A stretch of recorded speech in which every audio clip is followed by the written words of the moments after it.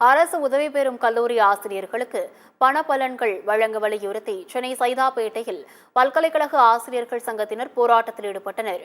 தமிழக அரசு சார்பாக நிதி ஒதுக்கப்படும் கல்லூரி ஆசிரியர்களுக்கான பண பலன்களை கல்வி இயக்ககம் அதை தர மறுத்ததாக பல்கலைக்கழக ஆசிரியர்கள் குற்றம் சாட்டி வருகின்றனர். இது தொடர்பாக சங்கத்தின் மாநில தலைவர் காந்திராஜ் செய்தியாளர்களை சந்தித்தார்.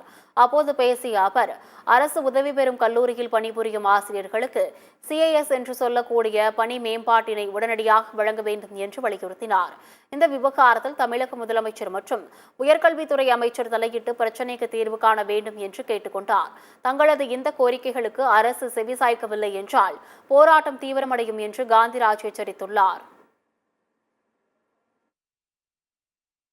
ஆணை வெளியிடப்பட்டு அந்த ஆணை ஜிஓ நம்பர் 5 அரசு கல்லூரி ஆசிரியர்களுக்கு பணப்பயன்கள் நிலுவைத் தொகையோடு முழுமையாக வழங்கப்பட்ட சூழ்நிலையிலே அரசு உதவி பெறும் கல்லூரிகளுக்கு மட்டும் அரசு நிதியை ஒதுக்கியும் இந்த இயக்குநரகம் தர மறுக்கிறது.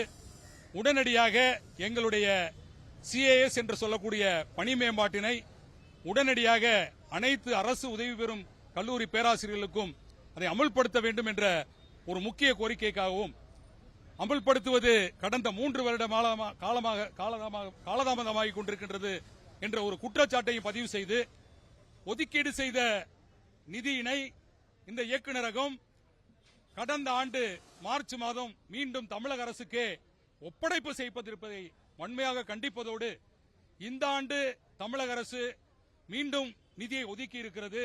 இந்த ஆண்டு உடனடியாக இந்த இயக்குநரகம் எங்களுக்கு வரவேண்டிய பணப்பயன்களை பணி மேம்பாடுகளை தரவில்லை என்றால் இந்த அரசின் பெயரை கெட்ட பெயரை ஏற்படுத்த வேண்டும் என்ற நோக்கத்திலே இந்த இயக்குநரகம் செயல்படுகிறதோ என்ற ஒரு ஐயத்தையும் இங்கே பதிவு செய்து, உடனடியாக தமிழக முதலமைச்சரும் தமிழக உயர்கல்வித்துறை அமைச்சர்களும் தலையிட்டு எங்களுக்கு வரவேண்டிய நியாயமான காலம் கடந்த 4 வருட கோரிக்கைகளை உடனடியாக நிறைவேற்ற வேண்டும் என்று கேட்டுக்கொள்கிறோம்.